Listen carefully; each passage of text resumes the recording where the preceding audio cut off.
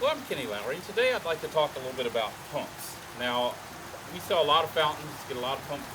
We use a lot of pumps here at this location. Very rarely do we ever have a pump go out, so it's not a frequent thing.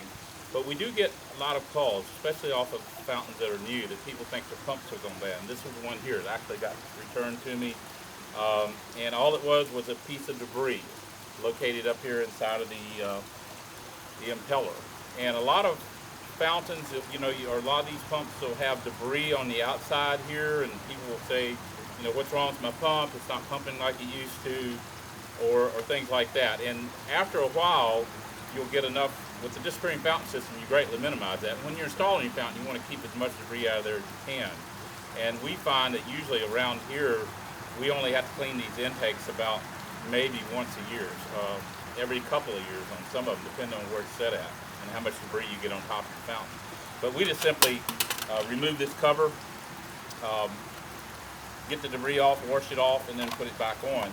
You want to make sure too here where the intake is, where the water actually gets sucked into the pump, that there's no debris up inside of here.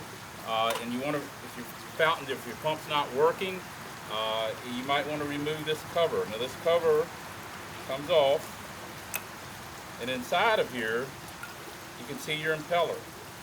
Now that impeller spins, and that is part of your pump mechanism. And sometimes this impeller can get just a little piece of debris over top of it, and it'll keep it from turning, which will keep it from pumping. And that's one of the things you want to look for.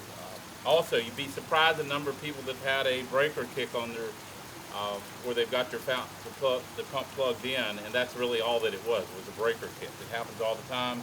We get people come here to the store, they think their pump is bad. I'll go out here and plug it into a water source here, and it starts pumping really just fine. And a lot of times it's just a breaker kick on there. So remove that. If your impeller is damaged, you'll see if it's broken or something like that. And sometimes you can just replace that impeller assembly there.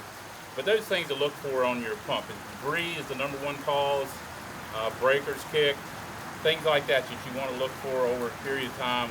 That debris getting on the cover, especially after people had their fountains for a couple of years. We get it all the time. They'll call or email me wanting to know why it's not pumping like it used to. And debris getting sucked in on the intake of that pump is one of the number one things that you look for.